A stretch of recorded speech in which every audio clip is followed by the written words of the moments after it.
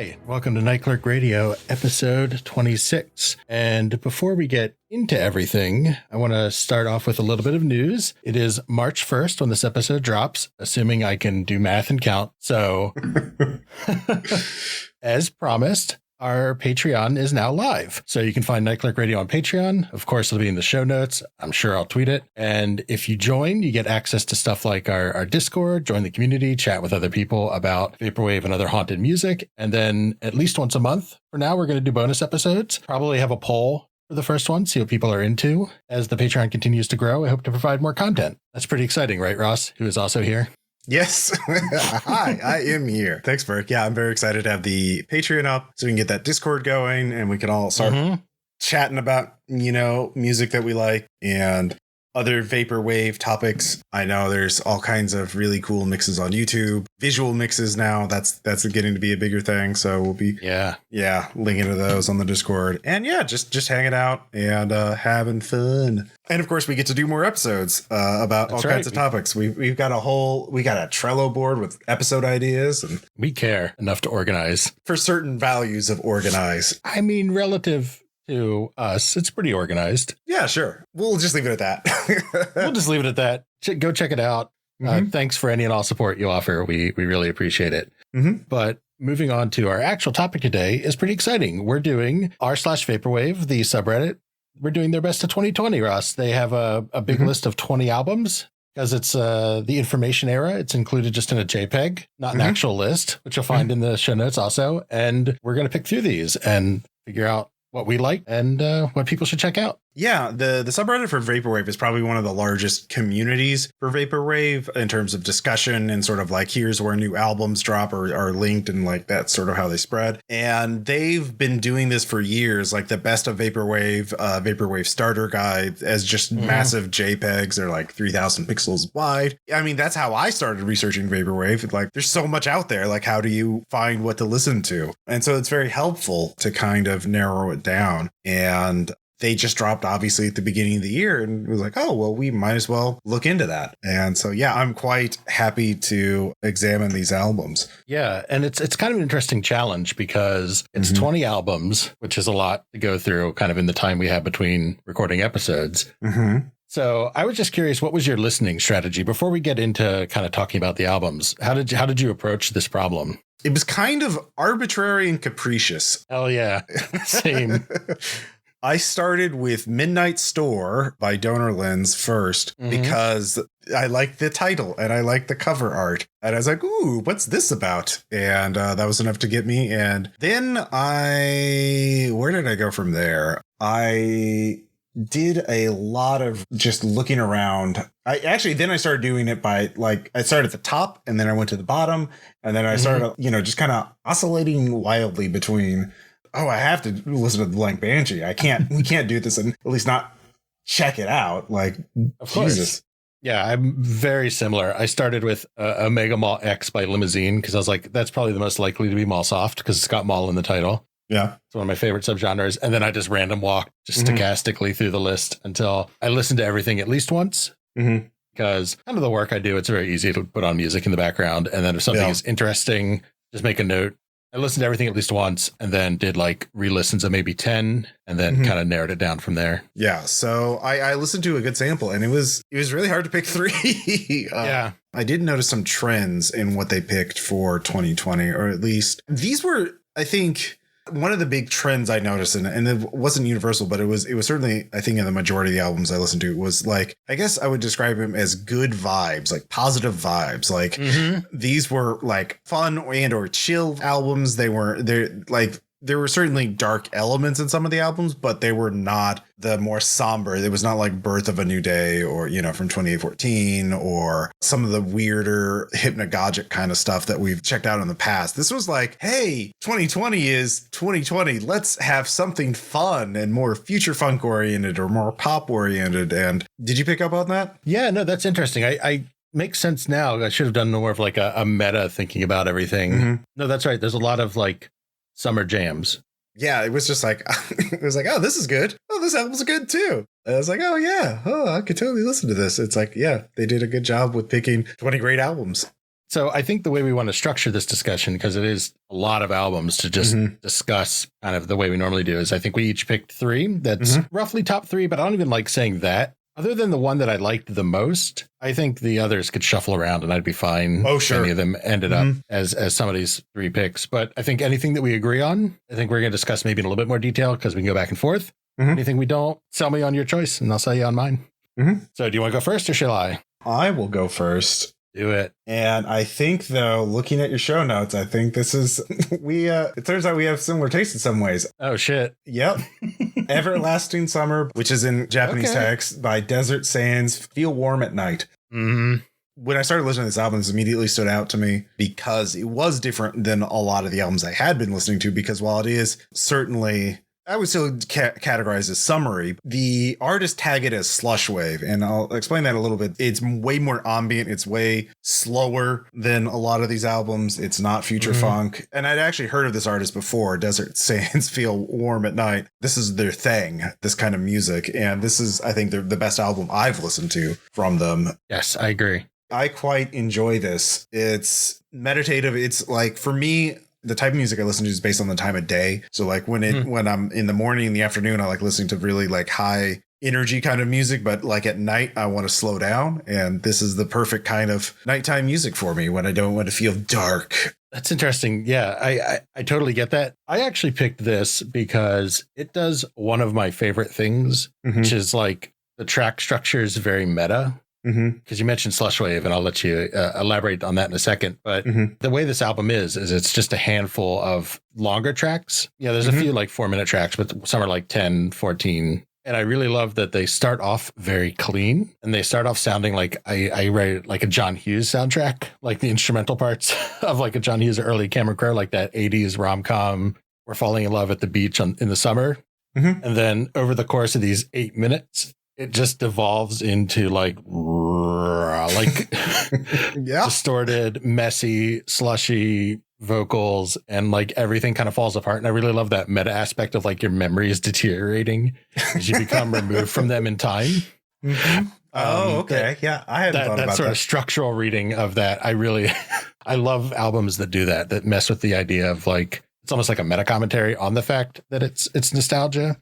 And that's kind of like a lie. Yeah. Because there's so much like summer jam music, and there's nothing wrong with it. It's one of my shout out, like not my top 3, but one of my shout out albums. Super chill summer music, but it's always clean and chill. Yeah. It's kind of like that idyllic view of those memories. And this is like, no, they melt away into chaos. And yeah, so that's why I picked that. First, let's have a sample before I give into the description. And this is the track 4, just about a minute into it.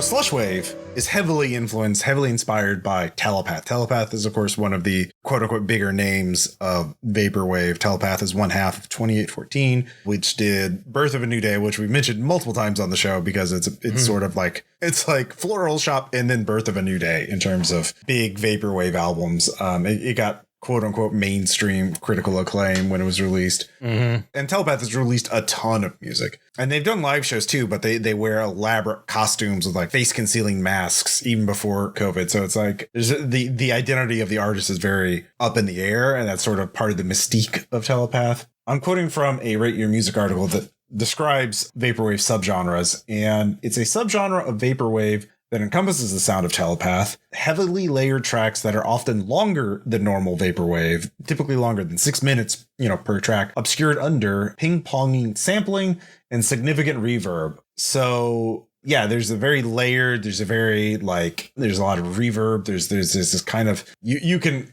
just pick up on it. Album art is often very hazy and like it looks like it was a photo taken in the 80s, often of Asian women, or screenshots from a movie. Like this particular album is like someone walking off in the distance as the sun is setting on a road and the street lights are on. So it's very nice. And it does feel like in the desert at night, and it's warm. They did it.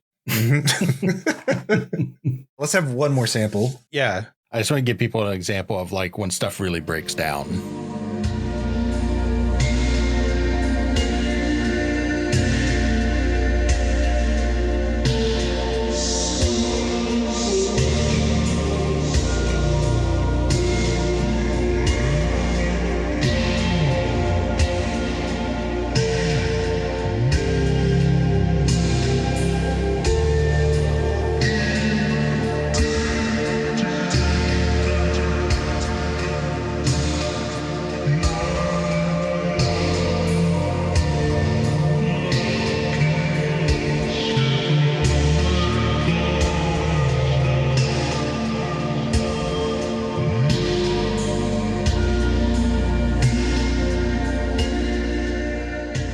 So this is the part where I feel like it really gets what I think of as slushy. It's really long, but we're still in that slowed down vaporwave phase. All that cleanliness is behind us and we've completely moved on. It's almost like a slow genre gradient across the track.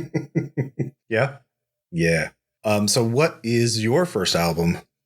My first album? Well, yeah, this plan somewhat backfired because I legitimately thought that we would pick 3 unique albums that we could each talk about real quick and highlight a bunch of them. But we actually have another overlap, which is we both really loved High Society by Luxury Elite. Absolute lo-fi like funk jams.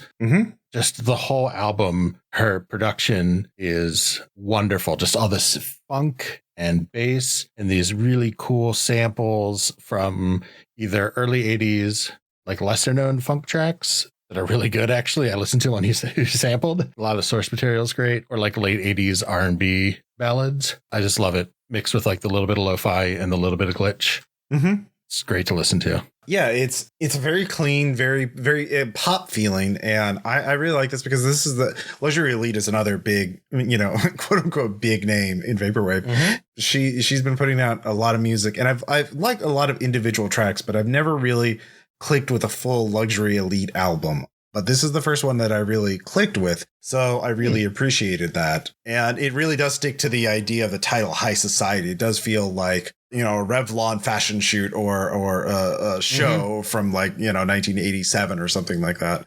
Like the title track, High Society, track 7, it just fucking slaps. That guitar that breaks in a little, like about a minute, 50 seconds in, with the piano rolls, like, oh God. Oh my God. Why don't we have a little sample?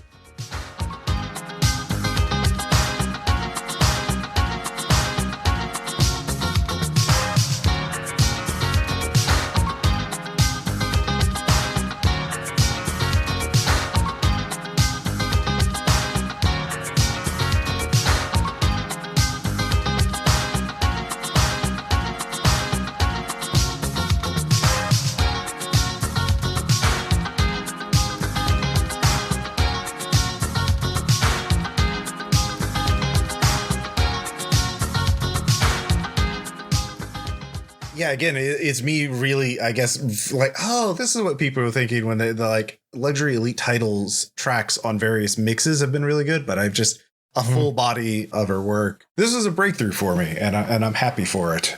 So I agree. I really like the theming of the album. All the track titles are also expensive sounding things. They're like perfume commercials, Executive Suite, High Society, Ocean View. Magic Summer, etc. Subway Ride's a little off. Yeah. Holo Harlequin, which I will shout out, not from a sample standpoint, but the back half of it sounds like Sonic the Hedgehog music, which I loved. Yeah. Like the whatever bass sample they use is very similar to what's in some of the Genesis Sonics, which have great soundtracks. And the Genesis had a really interesting sound chip for bass. So that's just why so many Genesis soundtracks are very funky, like Toe Jam and Earl and Streets of Rage and stuff as a little aside. But yeah, this album absolutely fits into what you were talking about with like carefree summer jams. It's like it's got a little part that deviates. So it's a little lo-fi at times, but in general, yeah, it's like just this sort of funky. It's weird though, because now that I'm thinking about it, it is like funk jams, but it's also like a little melancholic at times. I could see that. Yeah. Which I think is maybe sometimes how summer memories can go. Like it's again, like the content, like music is never removed from like the culture that produces it. Sure. And 2020 is like, you could see just a lot of these artists were like wanting something other than what was going around them, but yet they can't escape it. And that's kind of Vaporwave's thing in some way. We cannot escape. And, this album really, just real quick, directly acknowledges that because one of the tags is escapism on Bandcamp, which you don't often see being so explicitly noted. Oh, yeah.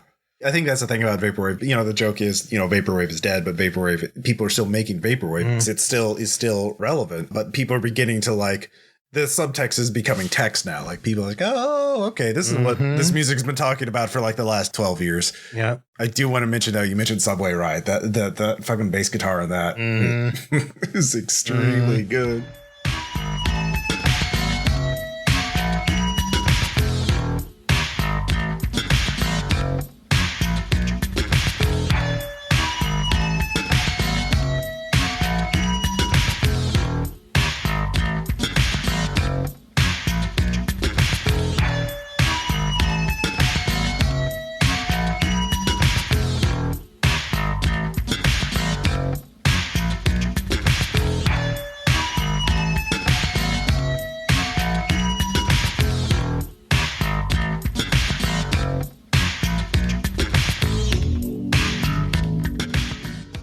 Yeah, if you want to listen to like a fun, just put this on. I mean, if you need to remember a time when society could fuck around instead of find out, it's an album for you. Yeah.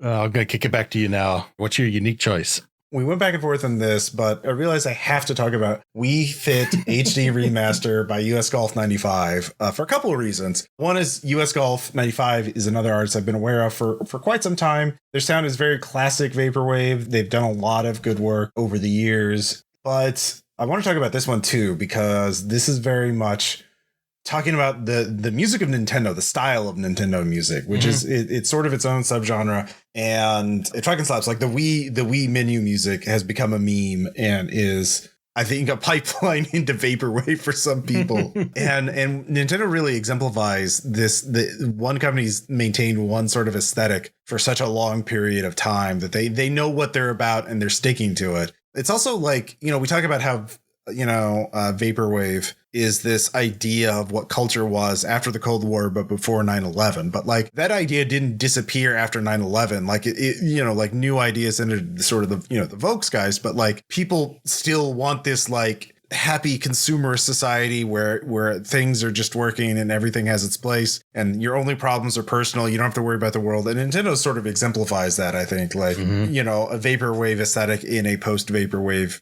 society. If I'm getting theoretical, but it's sort of riffing on the stylings of Wii, that very popular early 2000s Nintendo console and Nintendo music in general. More specifically, it actually reminds me a lot of Ring Fit, which is a Nintendo Switch game, which I have played quite a bit of because, hey, it's a game and it's exercise. And it reminds me of that as well, which, of course, its music is derived from Wii Fit, which I didn't have a Wii, so I only know it through the memes. But let's just first have a sample of Exergaming track 4.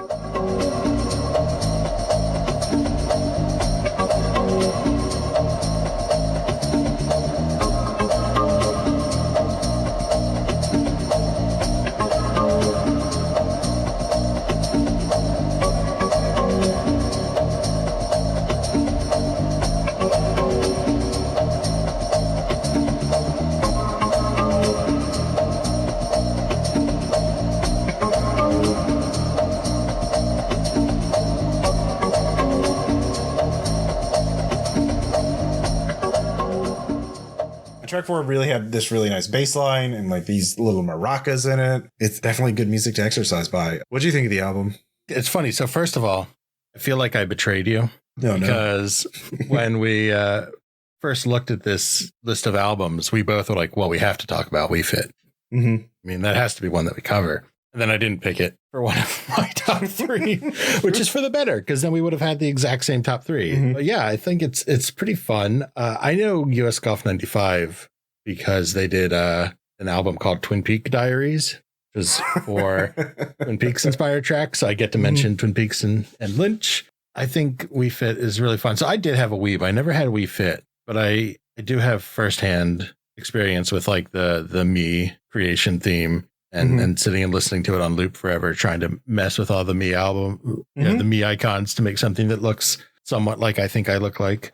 Yeah, but this album, it's not just the exercise sort of like high intensity music. There's also like what I like to call menu music, which is this whole subcategory, subgenre of ambient music. This album certainly does that too. Track 10, Body Test, certainly has some of that. I liked track 8, Step Aerobics, which is kind of like chill and synthy. Yeah, no, the whole album, like, again, it's going to trigger that nostalgia for you if you're a fan, if you've listened to Nintendo music system, Nintendo system music, just, load menus and all that fun stuff. So why don't we put a little sample in here?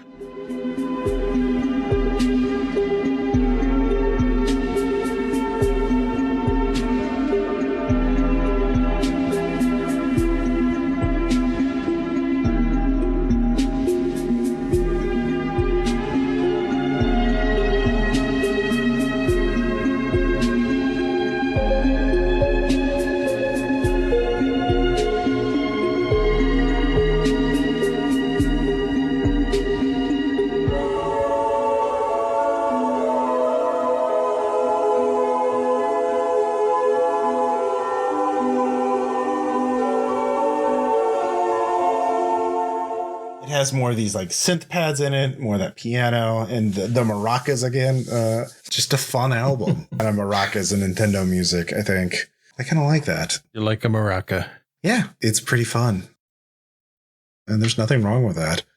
No, not at all. It is super fun. I don't know why when I did the first listen through, it made it to that second tier of kind of the 10 things I listened to more than once. I don't know. I don't think it grabbed me in the same way because I really liked your description of Nintendo as sort of maintaining an aesthetic through the years, really updating it for graphics, but kind of not really, like you still know it's Nintendo, even though the pixel counts have evolved to polygon counts. Something about it, I don't know, is maybe a little too carefree, or somewhere in the back of my head, like the fact that the Wii music is kind of meme now. I don't know I don't want to say it turned me off to it though, because I still like it, but it just didn't grab me in the same way as I expected it to. I was really excited to listen to it when I saw it on the list, and in actually listening to it, I was like, okay, I get it. Yeah. A lot of this is really cool, but I think there's other like more interesting stuff. I mean, maybe it was really hard to pick the 3 albums for this. I did go back several times, but I think part of it, I think, was that I wanted to talk about Nintendo music as a thing.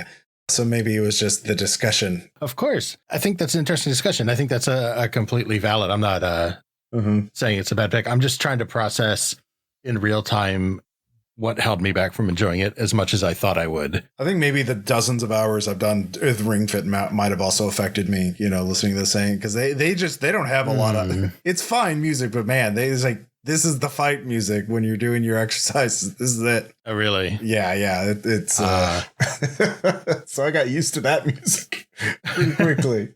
So you're haunted by the specter of Ring Fit, and I am not. That is why it connected with you. You know what? I'll take it. So what was your unique pick there? My last choice was, man, I did not expect to like this album as much as I did, but I'm going with Discordia by Winterquilt.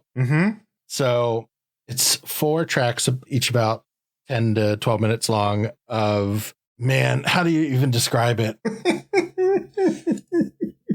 Latin and jazz and prog and classical and black metal. And I just describe it as this endless MIDI fractal descent of like Vaporwave's interpretations of all those genres mashed into 40 minutes of chaos.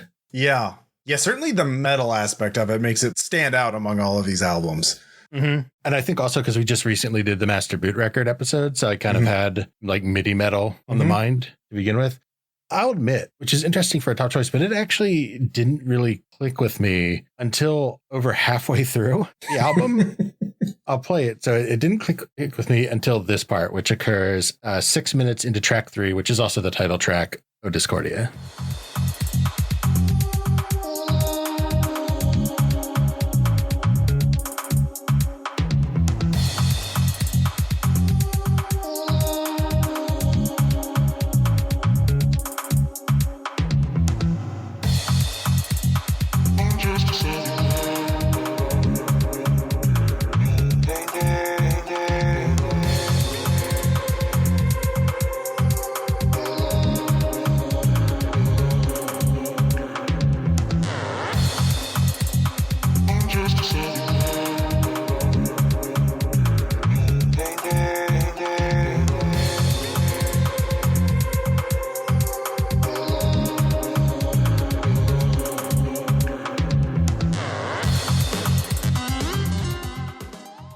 part just grabbed me because there's a lot of metal. There's really cool drum samples and solos. And it's very much like if you're into a band like Behind the Buried in Me or anything associated with that sort of genre twisting prog metal. That's what a lot of this sounds like to me. But then there's just this part where it just breaks out. All the guitar drops out. There's this kind of dissonant synth. You hear the bass and drum are each playing their own ostinato, which is a repeated pattern, but they're slightly in opposition. And it's just so proggy and jazzy. Like you hear this all the time in like gent and jazz metal and modern jazz fusion. You don't really know where you are in a measure. The two things that typically anchor you to the meter are fighting each other, and neither of them are hitting on the downbeat. You don't know what's going on. And you just get, it just like, I just snapped into, I was like, holy shit, this rules. This is like exactly what I listened to. And I listened to that like minute and a half on repeat over and over again. Oh, man. No, I love that shit. One of my favorite things in media, sounds really pretentious, but when it's like inscrutable or difficult, you have to like stop and like really process it and think about what it's trying to do. And like, yeah, I just listened to it on repeat, just trying to clap along and just try to find it. Like, is it in 4? Like, is it, what is, you know, it just sucked me in. Then I went back and listened to the whole album. I was like, oh, this rules. This is like all over the place in my favorite way. Wow. Yeah. Because I think we chatted about this a bit. Like I started listening to it. I was like, what the hell is going on here? And yeah, you were kind of cool. I was like, oh, okay. Yeah. Well, I just didn't appreciate it. I hadn't like listened to it yet. Yeah. Oh, wow. I had no idea you had this whole revelation to you. Yeah, this is one of the albums I listened to like once, maybe twice. I'll have to re-listen to it. I do like this whole general trend of like expanding what vaporwave is, mixing vaporwave into other genres like this. This is not the only album that does that in this list of 20, but like I think it's certainly the boldest experimentation. Yeah. Yeah, it's really part of this whole forefront of, I guess for lack of a better term, people are calling it post-vaporwave, of kind of like moving beyond what people have done kind of for the last couple of years and really figuring out what you can do with these tools in the set. Because it still does have a lot of vaporwave elements to it. Like some things try to mimic like unclean or like dirty vocals in metal, which is like the, people call it like the Cookie Monster screaming, but also has like clean vocals. But the clean vocals are kind of given this vaporwave treatment of being like stretched and expanded and pitch bent and messed with. So it still has those little hints of vaporwave, but I believe it's also, I don't know if it has any samples. I don't think so. Yeah, there's definitely vaporwave made now has a lot less sampling plunderphonics elements than earlier vaporwave. There's still plunderphonics elements, like there is still sampling, but it's not like the Echo Jam things of just like taking existing music and making a whole album out of it. You still see that, but not nearly as much. There's a lot more original instrumentation and vocals and all kinds of stuff. Yeah. I actually want to give people another sample of what I'm talking about with these vocals and some of these vaporwave elements. So this is about minute and a half, minute and 45 into track 2.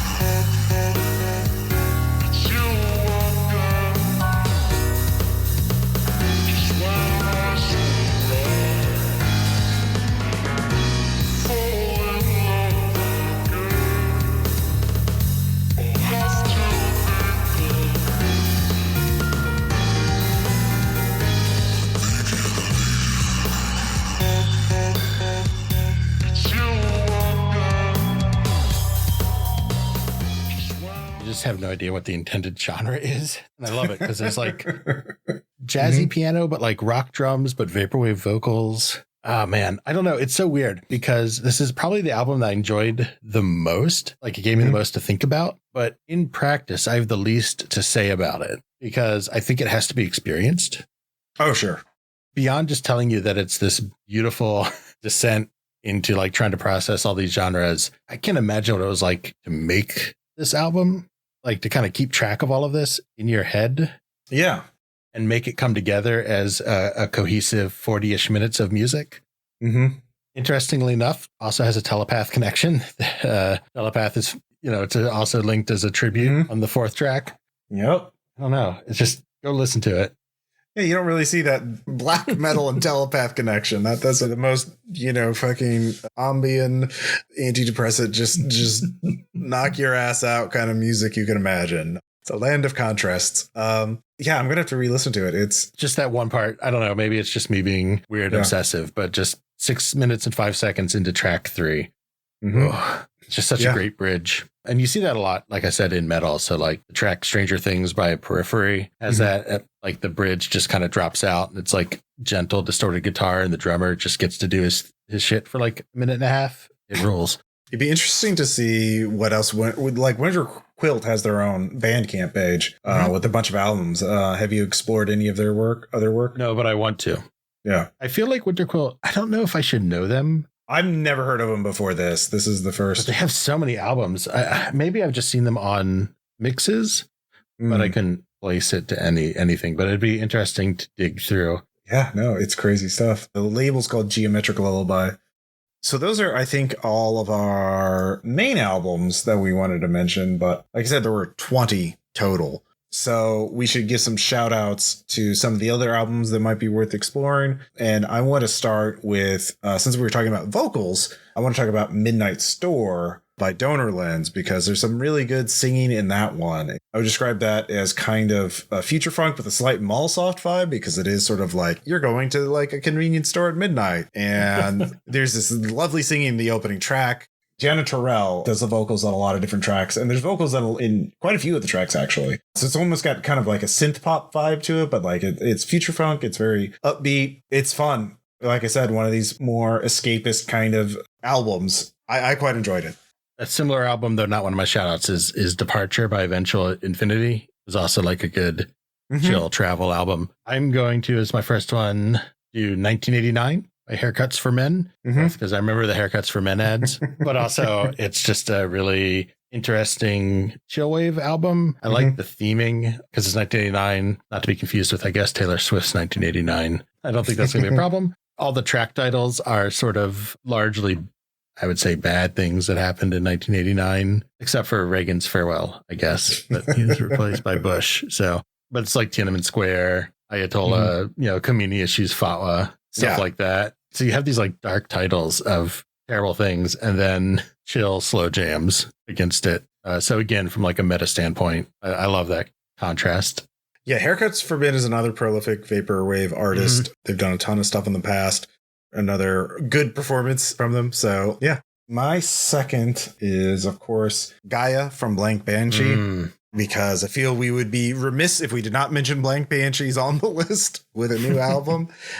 It's an interesting album. There's a lot of really good tracks in it, and there's a lot of tracks that just grab your attention and just like, what the fuck is going on? So it's sort of true to form for Blank Banshees, if you're familiar with their other work. Yeah, it's a little too, it's abrasive at places. Like there's some parts where it's just like, at least for me, it was. But like on other parts, it's like, oh my God, this is amazing. There are tracks that I would pick for mixes. The track like, Chlorine is way too short. I loved that track. I can see what you can say about abrasive, but I really like abrasive music. So stuff like parts of Fund My Death are almost like vapor death grips, kind of.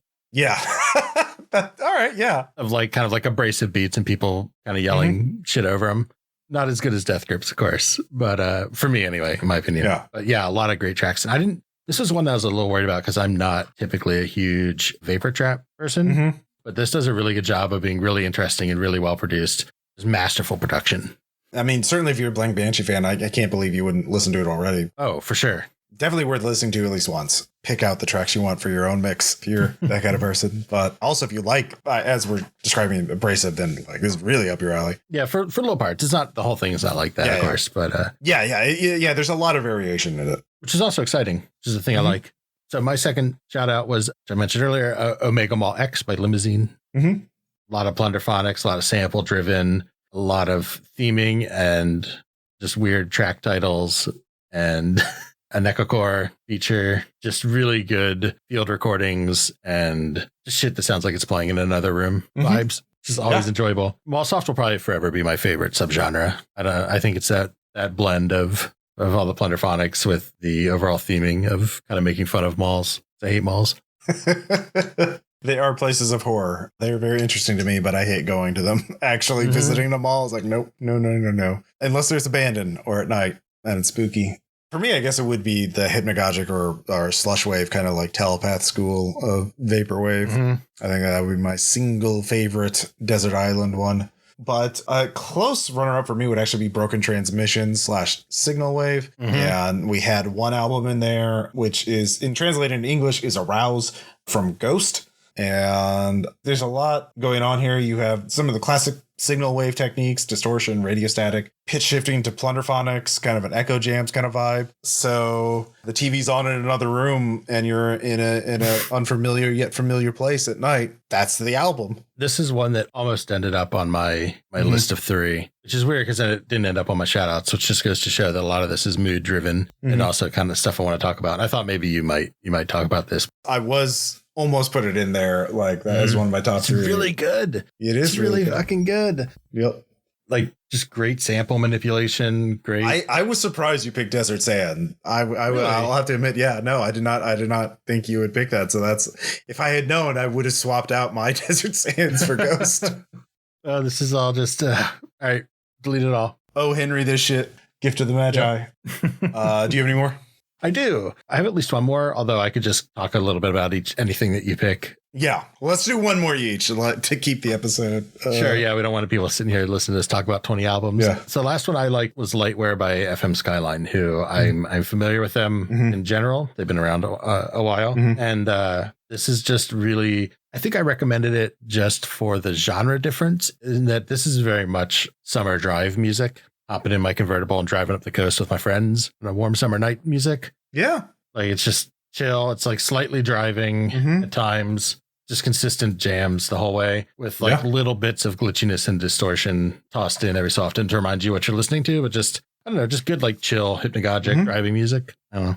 Although I guess you don't want to be hypnagogic while you're driving. Yeah, you don't. Yeah. Don't want to fall asleep. I was going to mention Destination Spa, but your Lightwear is kind of in the not quite the same, but similar. Instead, I'm going to mention Thank You for Holding, which is from various artists. Maybe the longest album on there. It's certainly one of the longer ones. It's almost nearly 2 hours because it's a lot of different artists. It's like for a charity, I believe. And it's all themed on hold music. It's all various songs, various approaches to, you've been put on hold because you called some company and get put on hold. And there's a lot of variance in the quality and in the styles used in these songs. But God, I can't believe that there probably are other albums themed with this, but this first one I've really noticed, and it's very good. I also really thought it was interesting because a lot of the featured artists are ones who also are on the best albums list. So it was like people really crushing it this year. It was like Eyeliner, FM Skyline, Limousine, Winter Quilt, Ventral Infinity. Yeah, that's a good point. I hadn't really considered that, but yeah, it's certainly worth checking out. I mean, any of those albums on that list, they're all worth checking out. People are still really interested in it. There's a lot of really cool shit being made. Absolutely. And we'll keep digging it up for you here at Night Clerk Radio.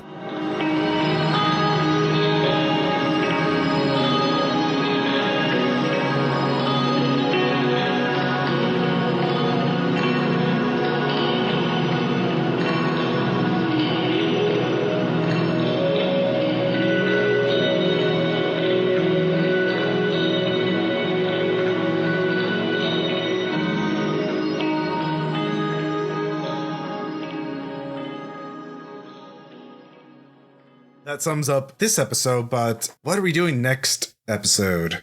Next episode, we're going to be digging into some sci-fi movie concept albums for things that don't exist. Back to that jam. So there's I guess it would be fair to call them a record label, HDK. They tend to release kind of dark concept albums, and we're going to dig into a few of them. Yeah, we've covered one of their albums before. They do a lot of dungeon synth. So technically this will also be dungeon synth, but concept albums for Italian science fiction movies that have never existed. So finally get to talk about Giallo. A lot of fun stuff. I love that sound. Again, thanks for listening to this episode. Thanks. And also, if you join our Patreon, patreon.com/nightclerkradio, thank you so much for helping us keep this going. Hopefully we can at least pay for our hosting fees and all that. That would be nice. And I am at Ross Payton on Twitter. Burke is at Burke McBurkinson on Twitter. We are, of course, at Night Clerk Radio, and we have a Facebook page. And if you like this episode, tell your friends, tell your families, give us great reviews. Apple Podcasts, Stitcher, Spotify, what have you. Anything else, Perk? No, just thanks so much for all the support. We're actually, I think, at just about a year of releases. Yup. So it's already been a year of doing this. Hopefully we get to keep doing it for a while longer because there's a lot of cool music out there. There really is. And more of it every day. So we'll be here keeping the lights on at Night Clerk Radio. Thanks for listening. Bye.